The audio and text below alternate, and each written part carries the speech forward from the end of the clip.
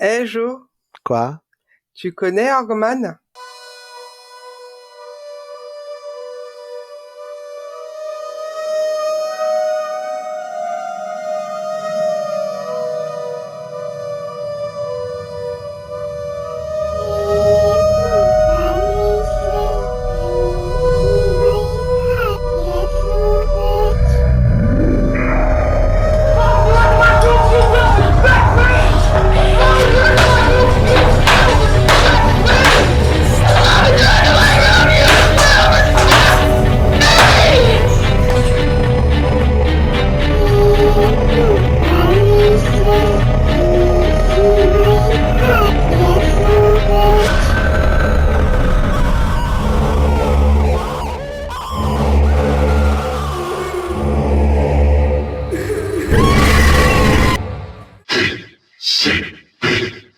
Bonjour à tous, bienvenue sur TCP, la version audio de ma page Instagram Tu connais ce film d'horreur, et ça commence tout de suite.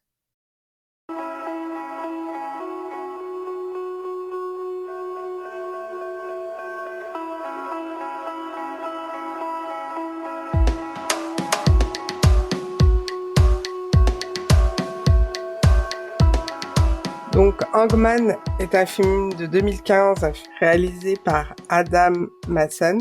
Qui a pas fait grand-chose. Hein. Il a fait 2-3 trucs que j'aime bien, mais il a pas fait grand-chose. Hein. Bah, perso, moi, il a fait que des trucs que je ne connais pas. Et il a fait un documentaire sur le Covid, sur l'impact qu'il a eu à Hollywood. Que tu ne connais pas non plus. Donc, que je connais pas non plus. Moi, j'ai quand même noté un truc. Ouais. Que je dise pas de bêtises. Il a quand même, je crois, réalisé 2 épisodes d'une série anthologique qui s'appelle Into the Dark. Ah, ça c'est cool. Voilà, et ça, on l'a vu. Oui. Et donc, il a réalisé l'épisode, je sais pas combien il y a eu de saisons sur cette série. 2. Bah alors, donc là, il a réalisé 2 épisodes de la première saison. D'accord. Il a réalisé I'm Just Fucking With You. Ok.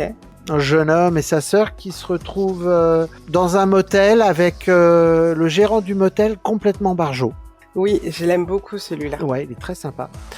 Et ensuite, un autre épisode qui s'appelle They Come Knocking. C'est un père de famille qui emmène ses enfants en camping après que histoire de les faire changer d'air après que leur mère soit morte d'un cancer.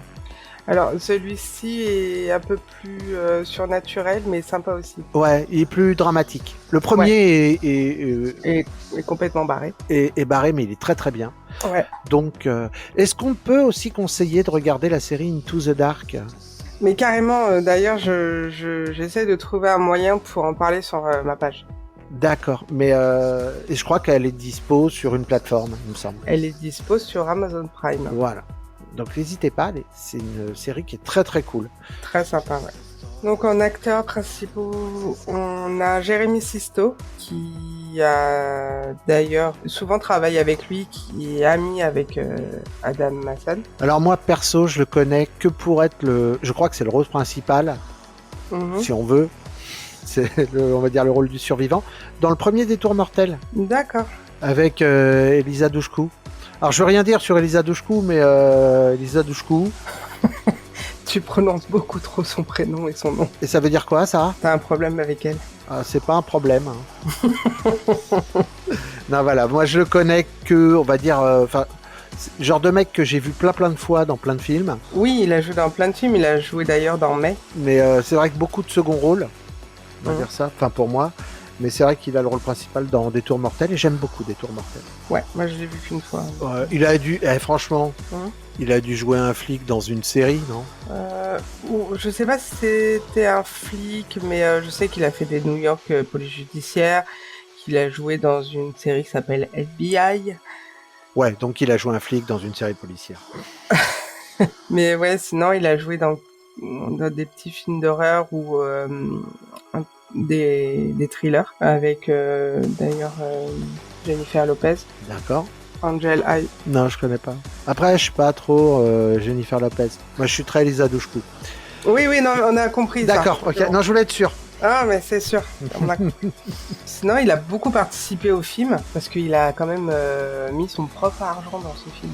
il y croyait. Il y croyait à fond parce que du coup, donc Adam Mason commence à lui parler du film qu'il avait coécrit avec Avec le scénariste. Voilà. Totalement, avec Simon Boyers. Boyers, le scénariste. Non mais c'est les deux, Adam Mason et Simon Boyers. C'est les deux à écrire l'histoire. Mais Jérémy Sisto a énormément participé à l'écriture aussi parce que ils avaient que l'idée de base. En fait, il s'est installé à Los Angeles, le réel, parce qu'il est anglais de base. Ouais. Et en fait, il a commencé à s'installer, à acheter une maison, tout ça. Et là, il s'est rendu compte qu'il y avait pas mal de faits divers sur des gens qui s'incrustaient dans les baraques. Ouais. Et ça a commencé à lui faire un petit peu peur en disant putain, je pensais pas qu'il y avait autant de gens qui s'introduisaient dans les maisons, ça fait flipper. Bah alors qu'il y a aucune raison, parce que techniquement c'est comme ça qu'on s'est rencontrés. T'es con. Je suis pas au courant de ça. Moi si. Ah merde. Non mais du coup voilà. Et en fait donc il avait juste le contexte, mais il avait pas l'histoire. Il décide de quand même essayer de voir s'il peut faire le film. Jérémy Sisto est hyper emballé. Au début, il trouve un investisseur. Donc là, ils se réunissent pour commencer à écrire et tout. Ils écrivent l'histoire. Et ils voulaient absolument pas que ça soit tourné comme à la Paranormal Activity avec des caméras. Ouais. Ils voulaient que ça soit crédible parce que lui, il trouve pas ça crédible qu'on puisse filmer alors qu'on est en danger. Ce qui n'est pas totalement faux. C'est vrai que les gens, dans beaucoup de films, ils sont prêts à risquer leur vie pour pouvoir récupérer leur caméra. C'est ça, et pour lui, c'était pas du tout crédible, mais il voulait faire une espèce de fan footage en montrant une famille qui était pas du tout au courant du cauchemar qui allait leur arriver. Ouais. Donc c'est comme ça qu'a amené le début du film, en fait. D'accord. Et donc 15 jours avant le tournage, bam, l'investisseur il dit non, en fait je vous donne pas d'argent. Sympa. C'est sympa. Adam Mason il se dit bon, qu'est-ce qu'il faudrait à peu près $20 000 pour faire le film. Moi je compte pas mettre plus, enfin je pense que ça coûte pas plus. Et Jérémy Sisto il a dit banco. Benko, il a dit Benko. Il a dit Benko, je vais à la banque, je te ramène mon fric. Voilà. Par contre, j'ai qu'une carte de retraite. Donc, ça va être long. il était à la caisse d'épargne. Et donc c'est comme ça que le film est né et il le remercie quoi, énormément. Sans lui, il n'y avait pas de film. Tout à fait. Et il n'y aurait pas eu non plus, donc, le rôle du papa. Voilà. Qui qu'on trouve dans le rôle de la maman. Dans le rôle de la maman, on trouve Kate Ashfield. Grande actrice. Carrément pas. Non, pas du tout.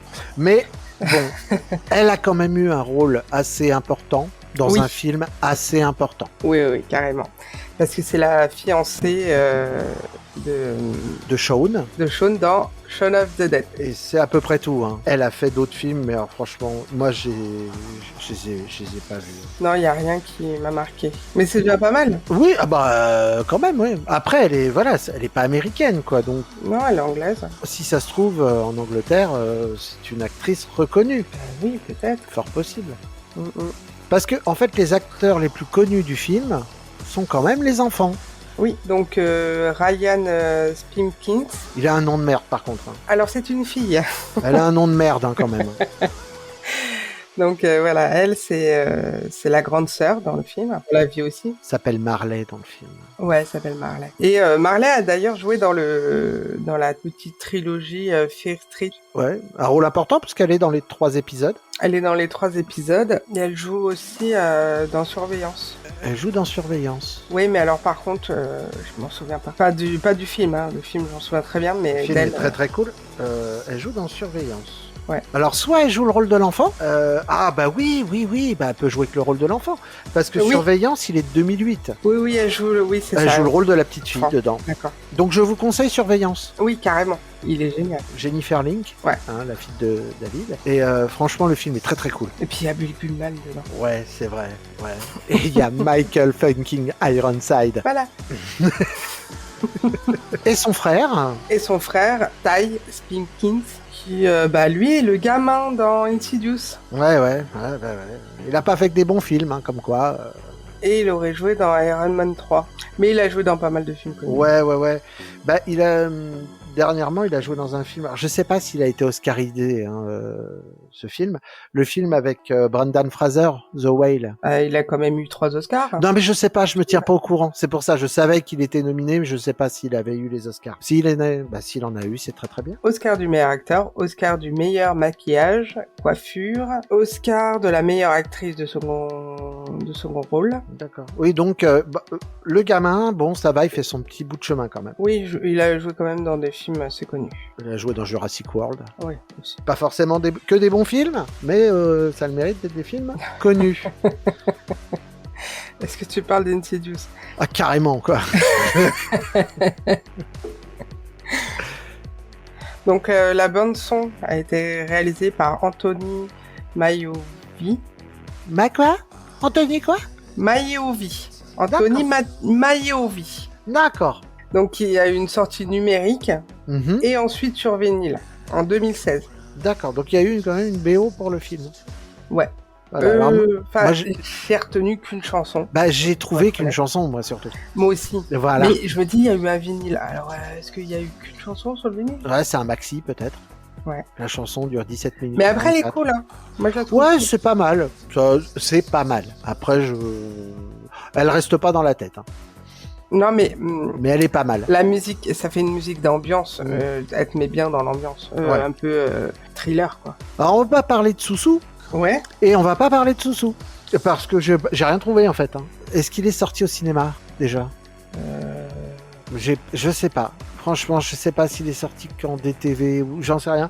J'ai pas trouvé de recette pour le film. D'accord. Voilà. Mais manifestement, il a coûté $20 000. Oui. Enfin, un peu plus, quoi. À peu près 20 000, ouais. Ouais. Non, mais comme en plus, c'est. Donc, ils ont fait une mini-production, en fait, qui s'appelle Caché dans la cave. Juste pour sortir ce film. Ah, d'accord. Alors, Sandy. Oui. De quoi parle ce film? Donc, c'est une famille qui revient de vacances. Et en fait, ils découvrent qu'ils ont été cambriolés. La maison, elle est en désordre total. Donc, ils appellent la police, ils vérifient de partout. Et ils remettent tout en ordre. Et ils se disent, bon, vu qu'on a été cambriolés, vaut mieux qu'on mette un peu des caméras de surveillance un peu partout. Et en fait, la personne qui a cambriolé n'est jamais partie. Elle va vivre avec eux, finalement. Voilà. Elle va un peu s'incruster. Un peu. Eux vont pas trop s'apercevoir qu'il est là. Mais bon, il va se servir dans le frigo. Il va boire directement à la bouteille. C'est vrai que la scène du frigo... Ouais, c'est vrai que la scène du frigo... Ah, elle est malaisante. On a l'impression on sait pas trop au début pourquoi. En fait, on se rend compte qu'il est complètement con, quoi. Enfin, complètement taré. Sympathique. J'aimerais pas. Hein. Non, moi non plus. Voilà. Déjà le cambriolage, hein. On est d'accord qu'il y a un petit sentiment de viol. Hein.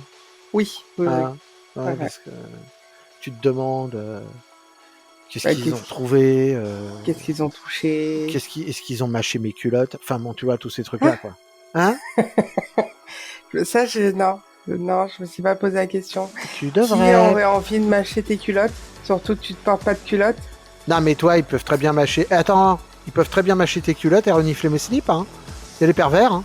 Pourquoi mâcher mes culottes? Eh ben, pourquoi pas? C'est pas un chewing-gum. Non, mais si elles sont comestibles, hein. Non, j'en ai pas, je suis désolée. De comestibles? Oui. Waouh.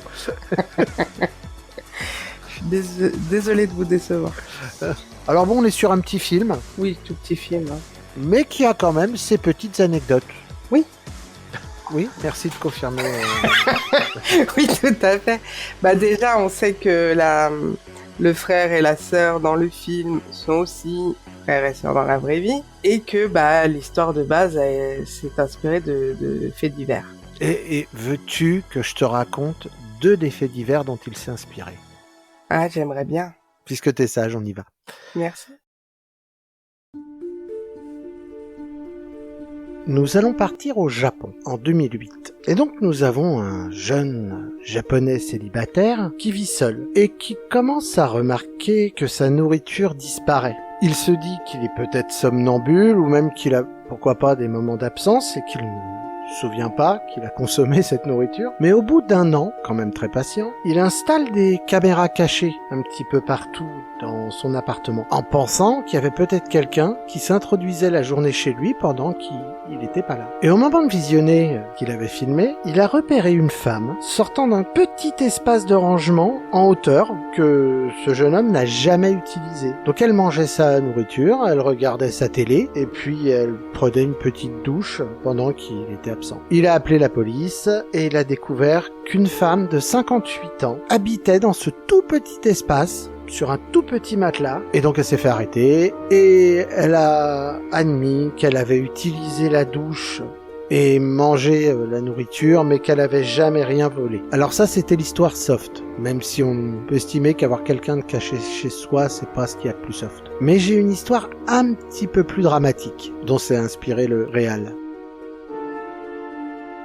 Theodore Conneys est né en 1882 dans l'Illinois. Enfant, il était chétif, frêle, il avait une santé très fragile au point que les médecins pensaient qu'il n'atteindrait jamais son 18e anniversaire. Donc, se disant qu'il avait l'espérance de vie d'un labrador cancéreux, il arrête ses études. Il est vrai que sur ce coup-là, la médecine n'a pas eu le compas dans l'œil, car le bougre a atteint l'âge adulte, et il a trouvé un petit emploi de comptable. Mais au bout de quelques années, il plaque tout pour devenir sans domicile fixe, car il rêve de liberté. Mais si, vous savez, cette liberté de mouvement, la liberté financière, enfin la liberté financière si on veut, car pour Théodore, sa liberté financière dépendait surtout de la générosité des autres. Ce qui nous amène en septembre 1941, chez Philip Peters, au 3335 West Moncrief Place, à Denver, dans le Colorado. Comme Philippe est une ancienne connaissance, Théodore se dit qu'il sera forcément très heureux de contribuer à sa liberté financière. Mais chez lui, il trouve porte close. Donc, il fait demi-tour. Non, pas du tout. Il ne fait pas demi-tour. Il rentre par effraction, histoire de voler de la nourriture et puis pourquoi pas de l'argent. Et puis en faisant le tour du propriétaire, Théodore voit une petite trappe dans le plafond d'un placard et s'installe dans le grenier pendant environ 5 semaines. Et pendant 5 semaines, Théodore profite des absences de Philippe pour se faire un brin de toilette et alléger un petit peu le réfrigérateur. Mais le 17 octobre 1941, Philippe surprend Théodore dans la maison et commence à lui asséner des coups de canne pour que Théodore se barre quand même. Mais Théodore rétorque et frappe Philippe avec la crosse d'un vieux pistolet qu'il a trouvé dans la maison. La crosse du pistolet casse, donc Théodore s'empare d'une poêle et continue de frapper Philippe. À mort. Et là, il retourne dans sa cachette. Pendant l'enquête, la police a bien remarqué cette trappe, mais ne pensait pas qu'un être humain normal pourrait passer par là. Entre-temps, la femme de Philippe, qui était à l'hôpital avant et pendant le drame, revient habiter dans la maison avec une domestique. Et puis la domestique entendait des bruits, était prise de peur, elle a fini par démissionner, et la femme de Philippe est partie chez ses enfants. Je vous rappelle que Théodore, il est toujours dans la trappe, hein. Même des voisins voyaient les lumières s'allumer, s'éteindre. La maison commençait à être une petite attraction de maison hantée. Ce n'est que le 30 juillet 1942 que des policiers, faisant un contrôle de routine dans la maison, entendent un bruit, une sorte de cliquetis. Ils courent vers le bruit et ils voient des jambes passer par la trappe. Ils l'arrêtent, il avoue le meurtre et il est condamné à la prison à perpétuité. Et de là, il obtint le surnom de l'homme araignée.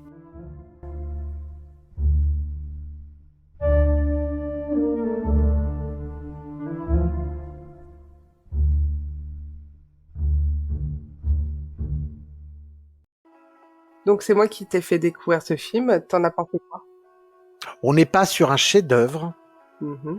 On n'est pas sur un chef-d'œuvre. Mais en plus, bon, on l'a vu. Tu me l'as fait découvrir, mais il y a un petit moment quand même. Il y a quelques mois en tout cas. Il y a même un an. Donc ça fait quelques mois, hein, tu vois. Tu vois que je dis pas de conneries. Hein, je mens pas. Et j'ai tendance à le confondre avec un autre film. I See You. Voilà, qui raconte à peu près la même histoire. Enfin, la base est la même. On va dire ça. Donc il a fallu que je me remette un petit peu dans celui-là, qui est un petit peu différent de ces films de Hangman, parce que c'est comme ça qu'on les appelle en fait. Ouais. Donc ces gens qui se cachent. Il est un peu différent dans le sens où lui, par contre, va à l'extérieur. Il sort de la maison. Il sort. Alors il sort peu, mais il sort. Oui. Parce qu'il a quand même un but. Hein, qu'on ne comprend pas, mais il a un but, en fait. Oui. On ne comprend pas parce qu'on est sain d'esprit. C'est surtout ça. Non, ce que j'ai trouvé intelligent, c'est la façon dont il repère les familles. Oui, tout à fait. C'est une technique hyper simple, en fin de compte, efficace, mais du coup flippante. Ah oui, c'est un stalker. Oui, non, mais ce que je veux dire, c'est que c'est vrai que, bizarrement, moi, du coup, je n'ai jamais mis mon adresse sur mon GPS. Surtout en marquant maison. Non, mais c'est ça, en fait, je mets toujours la mairie de la ville où j'habite. Après, en règle générale, je sais où j'habite par rapport à la mairie, donc... Oui, c'est vrai que... Mais c'est vrai que je mets toujours la mairie de la ville où j'habite. D'accord, je savais pas. Eh si. Non, c'est terrible. C'est quand même efficace. Et le film, si, est quand même assez angoissant parce qu'on sait pas ce qu'il veut, mais on sait qu'il veut pas du bien. Non, il fout la merde en plus. Il fout la merde mais on ne sait pas s'il le fait par plaisir ou s'il a vraiment un but nuisible. Et spoiler, il a un but nuisible quand même. Oui, mais pas que, je pense. Je pense qu'à la base, il est vraiment en manque d'affection. Ouais, ok. Ouais, d'accord. Oui, il aimerait être se marier avec cette femme et tout ça. Je pense que c'est ça. Il n'a pas pensé à la vieille technique d'essayer de rencontrer une femme ? Ah, mais il est fou. C'est un psychopathe. Ouais. Donc, ses façons de faire ne sont pas bonnes. Alors, et ce que j'aime, c'est qu'il n'y a pas de happy ending. Hein. Oui, ça c'est cool. Ça, j'aime beaucoup. Alors voilà, on n'est pas sur un grand film, c'est pour ça qu'il serait sorti, il serait en DTV, que ça me choquerait pas, en soi. Par contre, non, l'ambiance est bonne. Ouais. Les acteurs sont plutôt bons. Oui, c'est crédible. Les enfants ne sont pas agaçants. Pas trop. Pourtant, d'habitude, les enfants sont agaçants dans les films. Vraiment, mais là, ça va. Bon, tu me diras, en même temps, Jack et Maggie Gyllenhaal, ils étaient pas agaçants dans Donnie Darko. Hein. Oui, bon, ils étaient un peu plus vieux. Voilà. C'est ce que j'allais dire. C'est quand même un peu plus vieux. Mais non, c'est plutôt un film sympa. Je le conseille, j'ai passé un bon moment. Ça se laisse regarder, et c'est vrai qu'il faut se mettre en condition de se dire, est-ce que j'aimerais avoir quelqu'un de caché chez moi ? La réponse est non. Oui, je pense que personne n'a envie d'avoir quelqu'un caché chez soi. Non, mais surtout un mec comme ça, quoi. Il est plutôt vicieux. Oui. Même à faire peur aux gamins, à faire plein de choses. Et à foutre la merde, même... Foutre la merde tout court, en fait. Ouais. Non, mais entre le couple, mais aussi avec les gamins et les parents. Oui, on peut juste une petite scène où je crois, de mémoire, oui. Parce que là je parle de mémoire, je crois elle a eu une mauvaise note ou un truc comme ça. Alors, il y a son bulletin. Il y a son bulletin et qu'elle l'a caché, parce qu'elle et il y a aussi son petit vibro. Bah tu vois, j'avais retenu que le bulletin. J'ai pas ce côté pervers comme toi. Mais rien à voir. C'est cela, oui. Alors, non, oui, voilà. Enfin, il va s'arranger pour montrer les petits secrets de la gamine aux parents, quoi. Ouais. Non, c'est comme on dit, c'est un fils de pute. C'est ça. Et en plus, techniquement, c'est vrai que le côté fun footage, il est plutôt bien foutu. Bah oui, vraiment, ça reste dans le quotidien de la famille et donc vraiment. Et je crois qu'on le suit aussi lui. Un petit peu, oui. Il a une petite caméra. Il filme un petit peu ce qu'il fait. Ouais. Donc ça reste crédible en fait. Ça reste crédible. Avec une fin quand même rapide. Assez rapide, mais bon. Mais je pense que par rapport au budget, tu pouvais pas faire. C'est ça, et puis le film dure 1h30, enfin à peu près, ce qui suffit largement. En tout cas, pour moi, c'est oui. C'est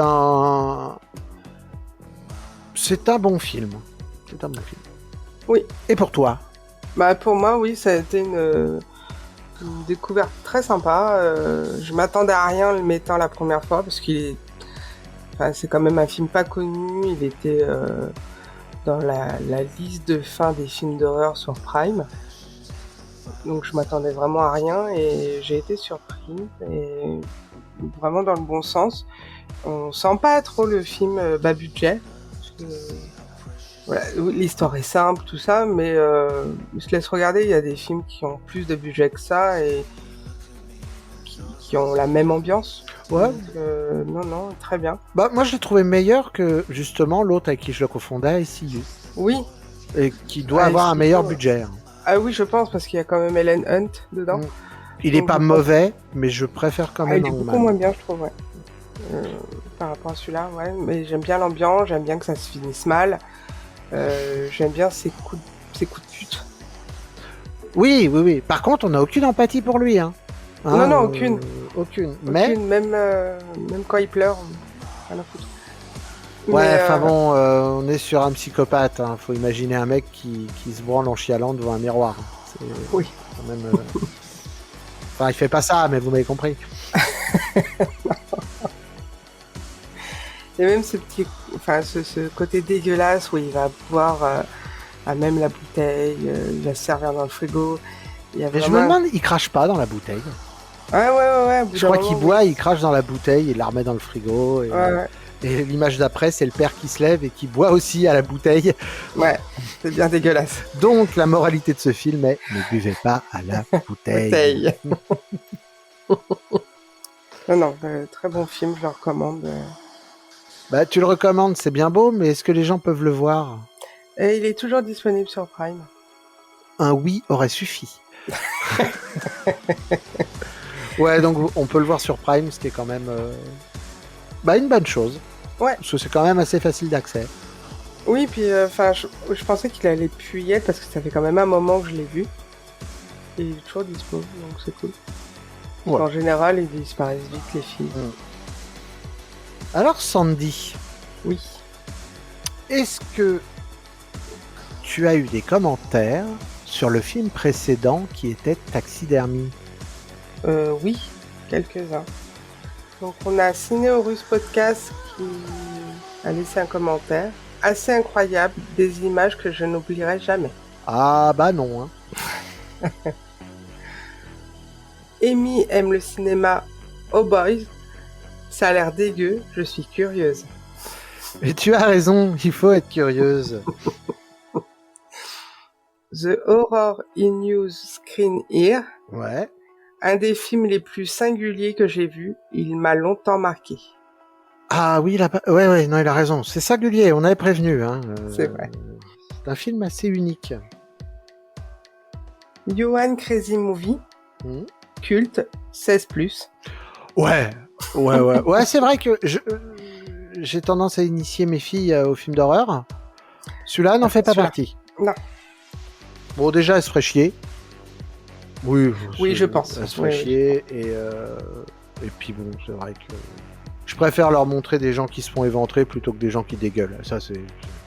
Abbé Auteur, vu sur Shadows, il me semble. J'ignore s'il est encore dans son catalogue. La réponse est non. Non, ce sont des histoires originales qui marquent sur le coup, mais qui personnellement ne m'ont pas tellement suivi. J'en garde peu de souvenirs importants. Eh bah, Amélie a l'estomac solide. Oui, c'est cool. Et pour finir, on a Ponce les films. Connais et vu. Excellent retour. Bon, on pense les films qui regardent énormément de films. Oui, énormément. Et qui voient en pixels aussi. Oui, sur ta page, il est très très doué pour reconnaître le film alors que c'est que 2 carrés. Non, il est très très doué. Merci de nous avoir écoutés. Avant de se quitter, vous pouvez aussi nous retrouver dans AHP le podcast. Je vous rappelle que TCP, c'est aussi une page Instagram qui se nomme Tu connais ce film d'horreur, où vous pouvez me laisser des commentaires ou des MP en me disant si vous avez aimé ou non ce film. Les commentaires seront lus dans le prochain épisode. Car maintenant, tu connais ce film. So, Dad, where are we going? Your mom. 911, what's your emergency? I think there's someone in our house.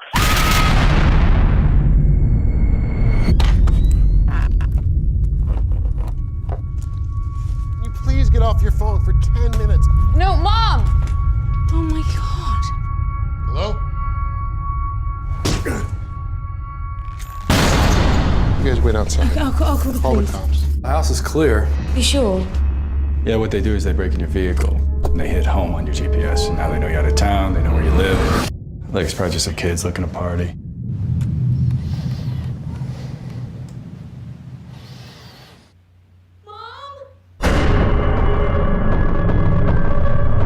Freaked out here on my own. Do you think maybe we should stay in a hotel? Maybe you're just freaking yourself out.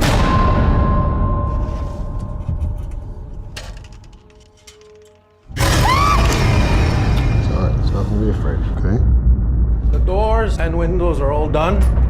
Oh!